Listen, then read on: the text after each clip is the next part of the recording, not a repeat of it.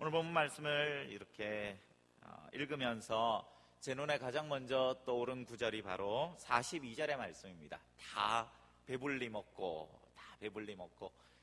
그냥 이 구절만 읽어도 마음이 흐뭇하지 않은가요?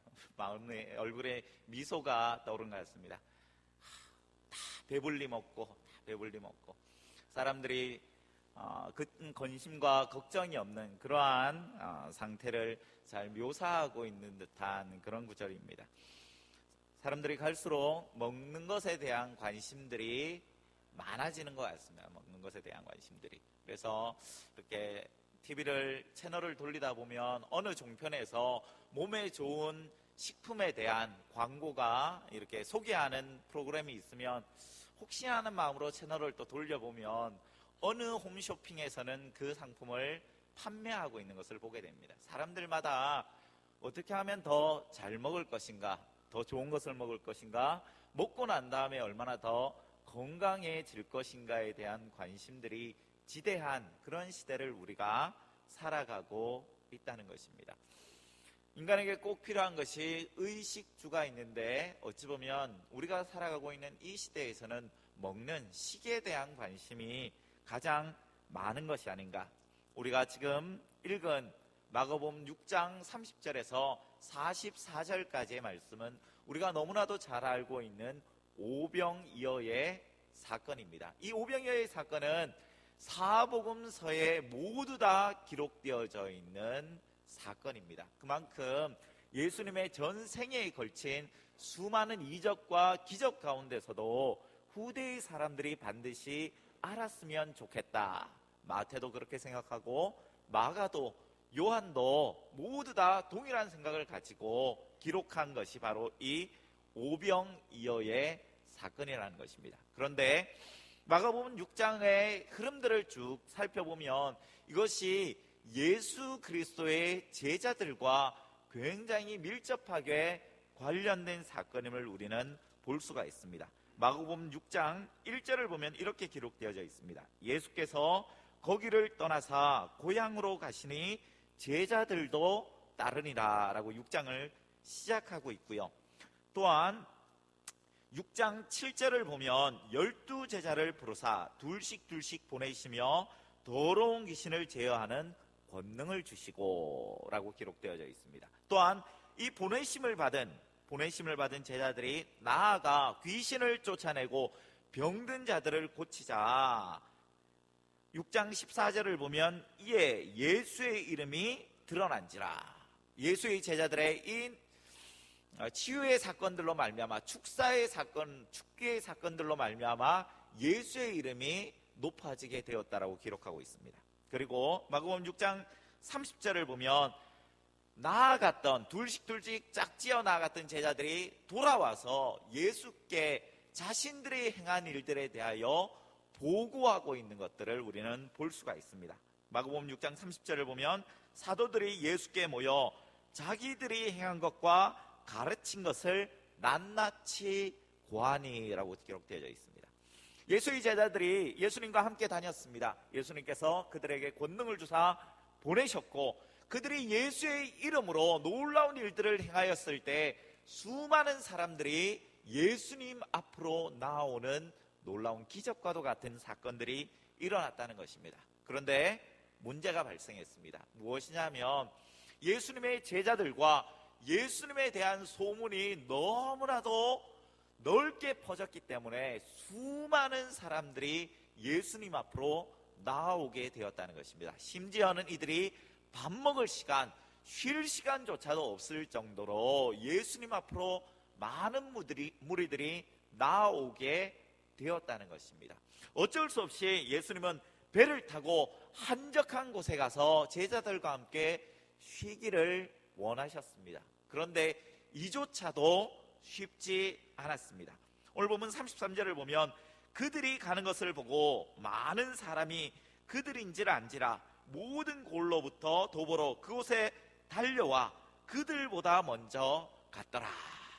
갈릴리 호수에서, 갈릴리 바다에서 배를 타고 좀 한적한 곳으로 향하여서 예수님과 제자들이 배를 타고 가고 있는데, 멀리서 이 무리들이 예수님의 배가 어디로 가는지를 살펴보고 있다가 그 배가 도착하기도 전에 이 무리들이 먼저 달려가서 예수님과 제자들을 기다리고 있는 상황들이 연출되었다는 것입니다. 결국 예수님은 쉴 수도 없고 예수님의 제자들도 쉴 수 없는 상황 가운데 빠지게 되었다는 것입니다. 그런데 오늘 본문 가운데서 우리가 주목해서 볼 수 있는 것은, 그러한 상황 가운데서도 예수님은 따르는 무리들을 배척하거나 그들을 멀리하지 않으시고 그들에게 나아가 하나님의 나라에 대하여, 천국 복음에 대하여 가르치시는 예수님의 모습을 우리는 발견할 수 있습니다. 오늘 본문을 통하여서 우리가 먼저 살펴보고자 하는 것은, 우리 한번 따라해 볼까요? 예수님은 우리의 목자입니다. 그렇습니다. 예수님은 우리의 목자라는 것입니다.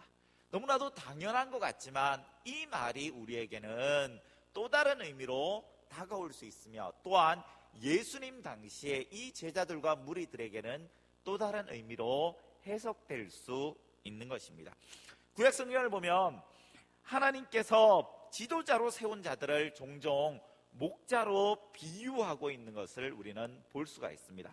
예를 들면 민수기 27장 15절에서 17절 말씀을 보면, 이제 마지막 때가 가까운 모세가 하나님 앞에 기도하는 내용이 나옵니다.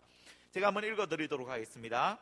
모세가 여호와께 여짜와 이르되, 여호와 모든 육체의 생명의 하나님이시여, 원하건대 한 사람을 이 회중 위에 세워서 그로 그들 앞에 출입하여 그들을 인도하여 출입하게 하사 여호와의 회중이 목자 없는 양과 같이 되지 않게 하옵소서.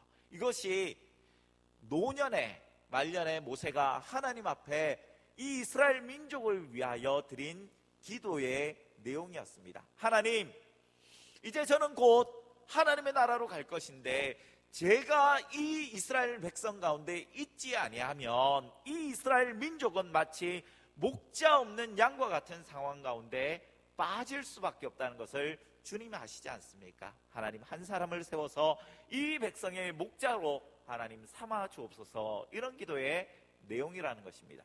결국 하나님께서는 이 기도에 응답하사 누구를 세우셨죠? 여호수아를 세우셨죠. 모세의 뒤를 이어 여호수아를 이 이스라엘 민족의 목자로 삼으신 것을, 지도자로 삼으신 것을 우리는 잘 알고 있습니다. 그런데 예수님 당시에도 스스로 목자로 생각하며 목자로 칭하는 사람이 있었습니다. 그 사람이 누구냐 하면 당시에 이스라엘을 다스리고 있는 헤롯이라는 사람입니다. 이 헤롯은 왕이었지만 왕인 동시에 정치적인 권력뿐만 아니라 종교적인 권력까지도 함께 움켜쥐기를 원하였던 사람이 이 헤롯이었습니다. 그런데 이 헤롯은 이 종교적인 권력을 가지기에는 너무나도 멀리 동떨어져 있는 사람이었습니다. 왜냐하면 이 사람의 혈통이 에돔 사람이었기 때문에 그렇습니다. 그렇기 때문에 결단코 이 사람은 이스라엘 민족이 될 수도 없고 이스라엘 민족에게 종교적으로 지지를 받을 수도 없는 사람이었습니다. 그런데 이 헤롯이라는 사람이 꾀를 내었습니다. 어떤 꾀를 내었냐면 이 사람이 자신의 이름으로 성전을 지은 것입니다. 헤롯 성전을 지은 거죠. 제3성전이라고 부르는데 BC 20년부터 AD 64년에 이르기까지 거의 80년의 시간을 걸쳐서 어마어마한 성전을 지어서 이스라엘 민족에게 이곳에서 여호와 하나님 앞에 제사를 드리라고 내어주게 되었다는 것입니다. 만약에 그 당시에 레위인들과 제사장들과 바리새인들과 사두개인들, 즉 민족의 지도자들이 제대로 된 믿음을 가지고 있었다면 결단코 그 헤롯 성전에서 하나님 앞에 예배하거나 제사하지는 않아야 되겠죠. 그런데 우리가 복음서를 통하여 살펴보는 것 같이 당시의 제사장들과 당시의 서기관들은 너무나도 자연스럽게 이 헤롯 성전에서 하나님 앞에 제사하는 것을 볼 수 있습니다. 무슨 말입니까? 그들이 헤롯이라는 이 사람이 세운 그 정치적인 권력뿐만 아니라 종교적인 그 권력에도 복종하고 있는, 그 밑으로 들어가 있는 모습들을 우리는 볼 수가 있다는 것입니다. 헤롯이 이 세례 요한의 목을 베었습니다. 정상적이라면 사람들이 이 세례 요한을 선지자로 여겼기 때문에 폭동을 일으키거나 반란을 일으키는 것이 정당해 보일지도 모릅니다. 하지만 사람들은 그렇게 하지 않았습니다. 왜 그렇습니까? 헤롯이 가지고 있는 정치적인 무력이 두려웠을 뿐만 아니라 그가 가지고 있는 이 종교적인 권력에 대해서도 어느 정도 인정을 하였다는 것입니다. 아마 헤롯은 이야기하였을 것입니다. 너희가 잠잠히 있으면 너희가 하나님을 섬길 수 있도록 내가 배려해 주겠다. 너희들에게 경제적으로 정치적으로 안정을 주겠다라고 이야기하였을 것입니다. 사람들은 그 말에 순응하였던 것입니다. 바로 이 헤롯과 같은 사람을 성경은 거짓 목자라고 이야기하고 있습니다. 에스겔서 38장 4절을 보면 주 여호와의 말씀에 내가 나의 삶을 두고 맹세하노라. 내 양떼가 노략거리가 되고 모든 들짐승의 밥이 된 것은 목자가 없기 때문이라. 내 목자들이 내 양을 찾지 아니하고 자기만 먹이고 내 양떼를 먹이지 아니하였도다 라고 말씀하고 있습니다. 즉 이스라엘 민족에게는 항상 두 가지 문제가 있습니다. 첫 번째는 참된 목자가 그들 가운데 없다는 것입니다. 누가 과연 우리의 참된 목자가 될 것인가? 두 번째 목자는 사람들이 참된 목자를 찾지 못하니까 거짓 목자를 따르게 된다는 것입니다. 오늘 에스겔서 방금 읽어드린 38장 4절에 나온 것 같이 거짓 목자의 특징이 무엇이냐 하면 내 양을 찾지 아니하고 자기만 먹는 사람입니다. 자기의 유익을 구하고 자신의 이익만을 구하는 헤롯과도 같은 사람이 바로 거짓 목자이다라고 성경은 이야기하고 있다는 것입니다. 그런데 그에 반해서 우리 주 예수 그리스도는 우리의 참된 목자가 되시는데 그 이유가 오늘 본문 가운데 34절에 나와 있습니다.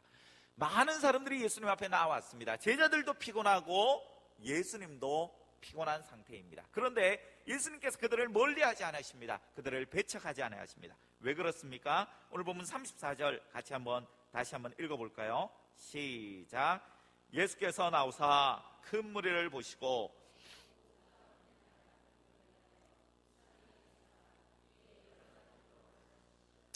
아멘.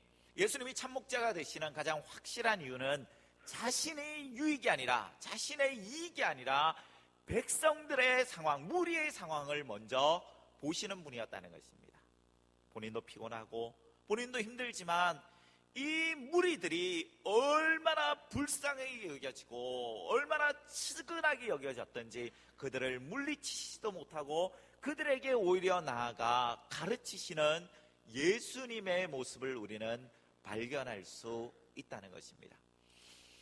예수님 앞에 나왔을 때 그들은 줄이고 목마른 상태였습니다. 예수님께서 오병이어 5개의 떡과 2마리의 물고기로 그들을 먹이셨습니다. 그들 가운데 있어 가장 필요한 것들을 채워주었다라고 해도 과언이 아닐 것입니다. 그런데 예수님께서 그들의 배를 채워주었지만 문제는 그들은 그 다음 날이 되면 또 배고플 수밖에 없는 사람들입니다. 그들 가운데 예수님으로 말미암아 질병이 나은 사람들이 있을 것입니다. 그렇다면 그 이후에 예수님께로부터 고침을 받은 사람은 죽을 때까지 감기 한번 걸리지 않았을까요? 혹은 상처 하나 입지 않았을까요? 그렇지 않았을 것입니다. 예수님을 만났지만 그들은 여전히 배고픈 사람들입니다. 예수님을 만났지만 그들은 여전히 질병에 걸릴 수 있고 고통 가운데 있을 수 있습니다. 그런데 그러함에도 불구하고 예수 그리스도께서 참 목자가 되시는 이유는 무엇입니까? 그것은 바로 우리 주 예수 그리스도는 이 모든 문제의 근원을 해결하실 수 있는 분이시기 때문에 그렇습니다.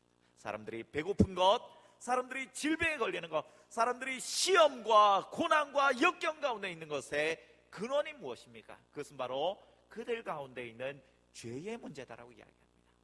사람들이 줄이고 목마르고 질병 가운데, 사고 가운데 있는 것은 인간 가운데 있는 질병으로 말미암아 신음하고 고통할 가운데 있을 수밖에 없다는 것인데, 그 근원적인 문제를 해결할 수 있는 유일한 분이 우리 주 예수 그리스도이시기 때문에 그분은 우리의 유일하시고 참되신 목자가 되실 수 있다는 것입니다.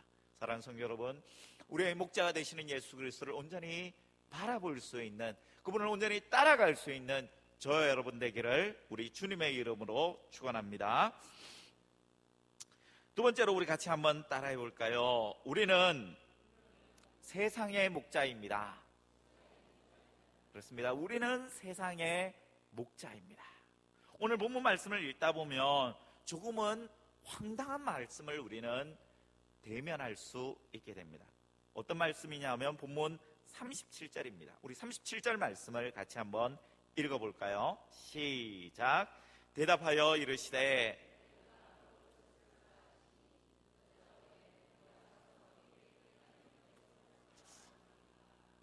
아멘. 이 수많은 무리, 남자만 5,000명이라고 하니까 여자와 아이와 노인을 다 합치면 한 2만 명 정도의 사람이 될 것이다 라고 얘기합니다. 2만 명의 사람들이 들판에서 굶주려 있습니다. 그런데 예수님께서 제자들에게 말씀하시면서 하셨던 말씀이 무엇이냐면 너희가 먹을 것을 주라라는 것입니다. 이 말을 들은 제자들이 얼마나 황당했을까요? 주님이 정말 뭔가를 아시는 분이신가?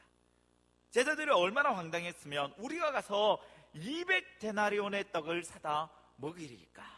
200데나리온은 작은 돈이 아닙니다.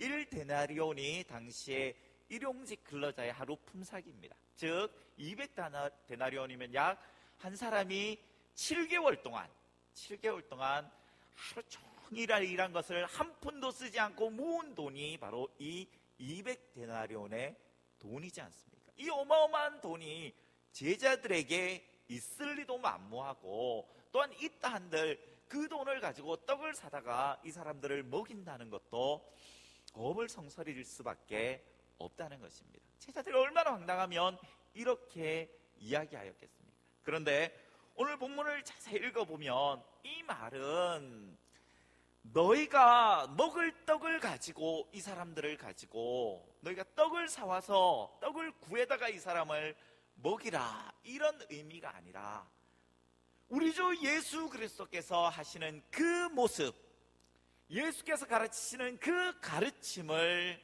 이들 가운데 전하는 자가 되라라는 의미로 우리는 해석하는 것이 옳은 것일 것입니다. 즉 너희도 나와 같이 이 참 목자의 길을 걸어가라 라고 하는 예수 그리스도의 제자들을 향한 요청이라는 것입니다. 이 요청은 어찌 보면 지금 우리에게 주님께서 동일하게 하시는 요청이며 명령일 것입니다. 많은 자들이 지금도 목자가 없기 때문에 유리방황하지 않습니까?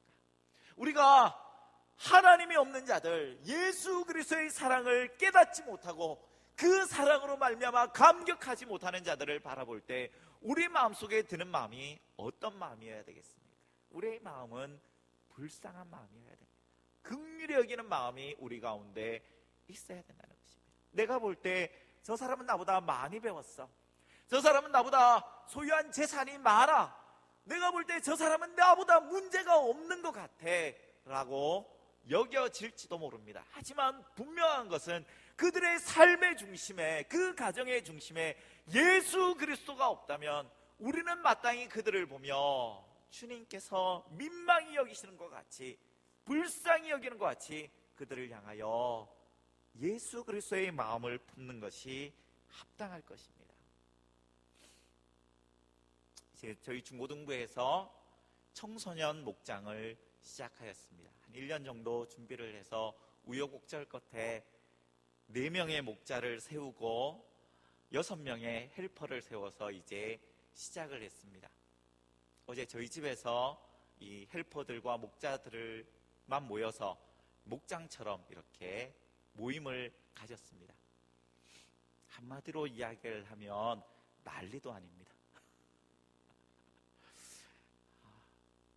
앞으로 어떻게 해야 될지 앞이 캄캄한 상황을 볼 수도 있는 것 같습니다. 한 명이 이야기를 하면 여기서 전혀 다른 이야기들을 막 합니다. 한 명이 나눔을 하면 그 말에 대해서 막 공격하는 듯한 이런 말들을 너무나도 자연스럽게 꺼내는 것들을 볼 수가 있습니다.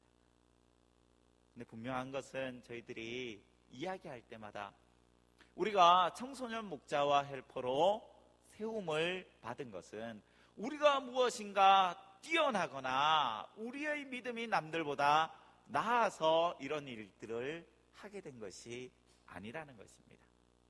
분명한 것은 우리가 목자와 헬퍼가 되는 것은 우리가 하나님의 일에 동참한 것이고 우리가 조금이라도 예수 그리스도를 본받기 위한 훈련의 과정이라는 것입니다. 우리가 이 걸음들을 걸어가게 되면 분명히 우리의 길을 따라오고자 하는 다른 목원들이 있고 다른 후배들이 있을 것을 우리는 믿고 함께 이 길들을 걸어가기를 소원합니다. 바르기는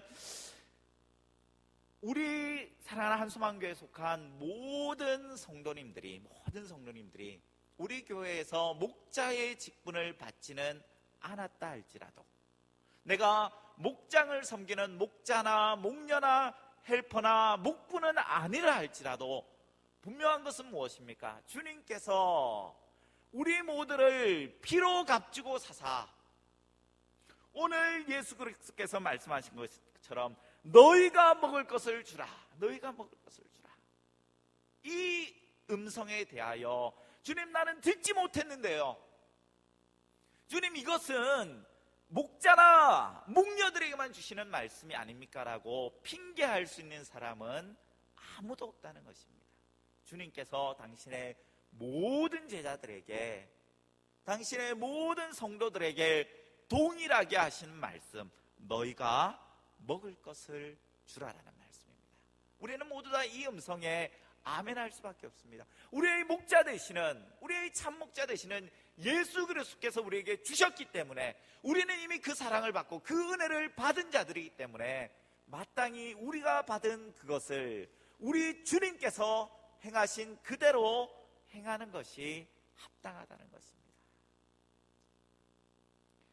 1955년 미국 오레곤주에 유게네라는 마을이 있었다고 합니다. 이곳에 아주 시골 마을이고 아주 농촌 마을이었는데 군에서 운영하는 위문단이 와서 다큐멘터리 영화를 한 편 보여주었습니다. 그 내용이 동방에 있는 한 나라에서 전쟁이 일어났는데 수백만 명이 죽고 수없이 많은 고아들이 생겨났다는 것입니다.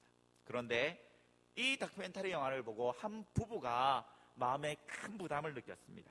우리가 어떻게 하면 저 땅에 있는 고아들을 도와줄 수 있을까? 그런데 그들은 농부들이었고 고등학교도 채 나오지 못한 아무것도 알지 못하는 사람들이었습니다.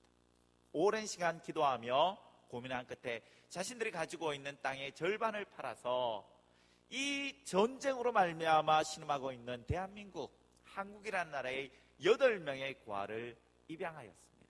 그런데 이 부부가 8명의 전쟁 고아를 입양했다는 소문이 퍼지자 인근에 있는 마을에서 너도 나도 한국이라는 나라에 있는 전쟁 고아들을 입양하기 시작하였습니다. 결국 이 부부가 자신들이 가지고 있는 모든 땅들을 다 처분하고 한국에 와서 전쟁 고아들을 미국에 있는 가정으로 연결시켜주는 일들을 시작하였습니다. 그의 이름이 바로 해리 홀트고 그가 세운 기관이 홀트 아동복지회라는 기관입니다.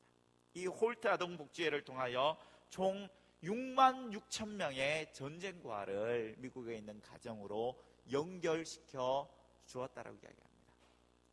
시작은 작을 수 있습니다. 우리가 나누어 줄 수 있는 것, 우리가 그들을 향하여 베풀 수 있는 것은 어찌 보면 아주 작고 보잘것없는 것이 될 수 있습니다. 하지만 주님께서 함께 하시면, 하나님께서 함께 하여 주시면 5개의 떡과 2마리의 물고기로 2만 명이 먹은 것 같은 놀라운 기적의 사건들이 우리의 삶 가운데도 일어나는 것을 믿을 수 있는 저와 여러분 되기를 우리 주님의 이름으로 축복합니다.